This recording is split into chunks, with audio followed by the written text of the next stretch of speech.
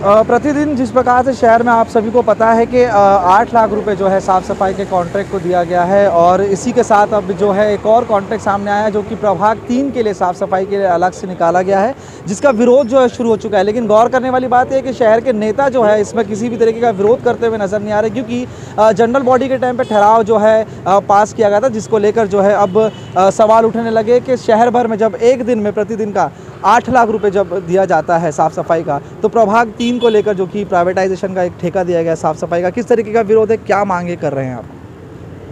उल्लासनगर महानगर पालिका ने जो प्रभाग समिति 3 के लिए जो सफाई का ठेका एक निजी कंपनी को दिया गया है, इसके विरोध में सारे कामगार एकजुट हुए हैं कि उनके ऊपर जो अन्याय हुआ है, उनके अन्याय के विरुद्ध जो भी लड़ाई लड़ी जा रही है, इसमें हमारा उस लड़ाई में पूरा योगदान है। क्योंकि जो कायदा है, जो नियम है, उसके अनुसार ये जो सफाई का काम है और जो ठेका दिया है, ये इसका कानूनन कहीं पर भी इसका पालन हुआ नहीं है। ये कामगारों के साथ एक तरह का अन्याय है। आपने अभी देखा कि इसके पहले जो भी ठेके दिए गए हैं, उसके अगर आप मूल्यांकन करें तो जितना हम पैसा दे रहे हैं वो हिसाब से शहर में कोई भी काम नहीं हो रहे हैं। और फिर एक नया ठेका, तो हमें यही प्रतीत हो रहा है कि एक भ्रष्टाचार का एक नया तरीका है कि बड़े से बड़े ठेके देते रहो, उसके बाद में अपने परसेंटेज लेते रहो, उसके बाद काम हो रहा है कि नहीं हो रहा है ये देखने वाला इस शहर में कोई नहीं है। जिस तरह से हम लगातार आरोप कर रहे हैं कि केंद्र सरकार जो बेटी है वो हर कंपनियों को बेचती जा रही है, जो सरकारी कंपनियां बेचती जा रही है, देश को बेचने का काम कर रही है, तो इस उल्लासनगर शहर में भी इस शहर को बेचने का काम कुछ चुनिंदा लोग कर रहे हैं, जिसका हम विरोध कर रहे हैं। आज हमने आयुक्त जी को लिखित निवेदन दिया है और अतिरिक्त आयुक्त लेंगरेकर जी से व्यक्तिगत मुलाकात करके उनको हमारी सारी मांगे वहाँ पर रखी है कि आप इस ठेके को रद्द किया जाए। और जो आपको अगर आउटसोर्सिंग ही करनी है तो आप जिस तरह से अपने आरोग्य विभाग में या कई जगहों पर अपने जो आउटसोर्सिंग से लोग लिए, अगर वो भी लेते तो बात समझ में आती,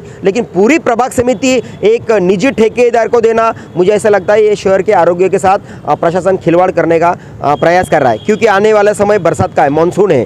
अब जो चीज़ें अभी आज ये एलिगेशंस लगा रहे हैं कि मैन पावर शॉर्टेज है, सरकारी कर्मचारी कम है, ये जल्दी चले जाते हैं, ये काम होता नहीं है। मैं लोगों से पूछना चाहता हूँ कि ये जितने भी लोग हैं इस शहर में, इन्हीं के बदौलत ये शहर आज जो भी जैसा दिख रहा है, ये यही कामगार है जो नाली साफ़ करते हैं, यही कामगार है जो शौचालय की सफाई करते हैं, यही कामगार है जो हमें रास्ते की सफाई करते हैं। तो अचानक आपको प्राइवेट ठेका देने की ज़रूरत क्यों आई? तो ये किसी का एक निजी मकसद है जिसको व्यक्तिगत फ़ायदा दिलाने के लिए ये ठेका दिया गया है, ऐसा हमारा ये सरासर आरोप है। जनरल बॉडी में प्रस्ताव को पास किया गया था, पारित किया गया था। अब देखने को ये मिल रहा है कि पूरी तरीके से चुप्पी है, इसको लेके कोई विरोध नहीं किया जा रहा है, खाली कामगारों द्वारा ही जो है, संगठनों द्वारा जो है इसका विरोध किया जा रहा है। बाकी शहर के जो नेता हैं जो विकास की बातें करते हैं और करोड़ों की बताते हैं कि हम विकास करेंगे, तो वो चुप है, उनके लिए क्या कहेंगे? देखिए, महासभा में ये मुद्दा आया और ये बहुमत से पास हुआ। कुछ लोगों ने विरोध किया, गिने चुने लोगों ने विरोध किया, लेकिन उनका विरोध कहीं भी नज़र नहीं आया क्योंकि ये बड़ी मेजोरिटी में ये पास किया। लेकिन मैं पूछना चाहता हूँ कि उल्लासनगर में 1 रुपये में 2 स्कूल दिए गए थे, वो भी तो महासभा ने मंजूर किया था, तो प्रशासन ने उसको रद्द करने के लिए क्यों भेजा? वो विखंडित करने के लिए क्यों भेजा? 20 करोड़ का जो एक टेंडर था जो वाटर सप्लाई का था, वो भी इसका टेंडरिंग होने के बाद भी वो टेंडर रद्द हुआ क्योंकि लग रहा था वो शहर के हित में नहीं है। तो फिर ये जो मुद्दा है ये शहर के हित में कैसे हो सकता? उसका खुलकर विरोध नहीं किया तो फिर प्रशासन ने उसको मंजूरी कैसे दी? प्रशासन को लगना चाहिए था कि अगर ये प्रायोजिक तत्वों पर आज उन्होंने एक प्रभाग समिति दी है, आने वाले समय में आज 3 दी है, कल 2 जाएगी, 1 जाएगी, 4 जाएगी, धीरे धीरे पूरा शहर एक ठेकेदार को दिया जाने वाला है। और ये जो हमारे कामगार हैं इनके नौकरियां जाने वाली है, इनके जो वारस हक है ये सब चले जाने वाले हैं। एक बेरोजगार करने का एक प्लान ये राज्यकर्ताओं ने बनाया है। और ये समाज है, दबा कुचला समाज है, ये और गुलामी की तरह कैसे जाए, मनुवाद और किस तरह से पेनिट्रेट किया जाए, यही एक सोच है और ये सोच के तौर पर ये काम हो रहा है, ऐसा मेरा व्यक्तिगत आरोप इन लोगों पर है। कुछ लोग ये कामगारों पे सवाल उठा रहे हैं कि ये कामगार ठीक से काम नहीं करते, प्राइवेट लोग आएंगे तो ढंग से काम करेंगे। तो मैं लोगों से पूछना चाहता हूँ कि अभी तक ये शहर जितना भी स्वच्छ है यही कामगारों ने रखा है। कोविड में जब लोग घर से बाहर नहीं निकल रहे थे, यही कामगार थे जो जगह जगह सैनिटाइज कर रहे थे, कचरा उठा रहे थे, सारी चीज़ें बंद होने के बावजूद भी ये कामगार ऑन फील्ड थे, सही मायने में कोरोना योद्धा की तरह ये काम कर रहे थे। तो आज ये आपको निकम्मे कैसे नज़र आ रहे हैं?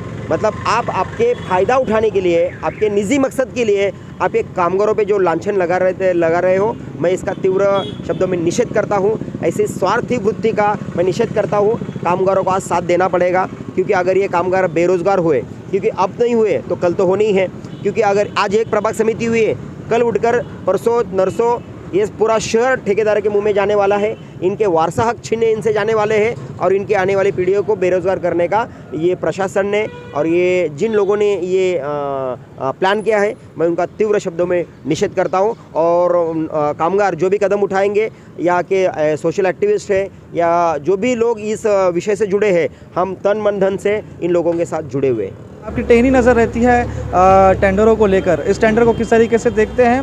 पहली बात तो ये बेरोज़गारी को जो है कहीं ना कहीं इशारा देता है, दूसरी बात ये कि पैसे की बर्बादी जो है वो की जा रही है। बिल्कुल आपने सही कहा, शिवाजी भाई ने जो कहा, ये मुद्दा लोगों का मुद्दा है। ये भी वही मुद्दा है कि जो प्राइवेटाइज़ किया जा रहा है, बड़े बड़े ठेके, कुछ गिने चुने ठेकेदारों को फेवर किया जा रहा है। आप इसकी कॉस्टिंग देखेंगे, 20 करोड़ आप एक प्रभाग समिति दे रहे हैं, मतलब 4 प्रभाग समिति आप 80 करोड़ में देंगे। पहले ही आपने 30, 35, 40 करोड़ का ठेका आपने कचरे का दिया हुआ है, मतलब 120 करोड़ आप कचरे में गंवा रहे हैं। ऐसे गलतियां बहुत सारी हो रही हैं। जैसे अभी बीच में 20 करोड़ के टेंडर हमने देखे थे, उसमें जो एस्टिमेट थे वो टोटली रॉन्ग थे। तो आज जो कॉरपोरेशन जो दिशा में जा रही है वो प्योरली प्राइवेटाइजेशन की दिशा में जा रही है, जिसमें जो कॉस्टिंग है वो डबल हो रही है।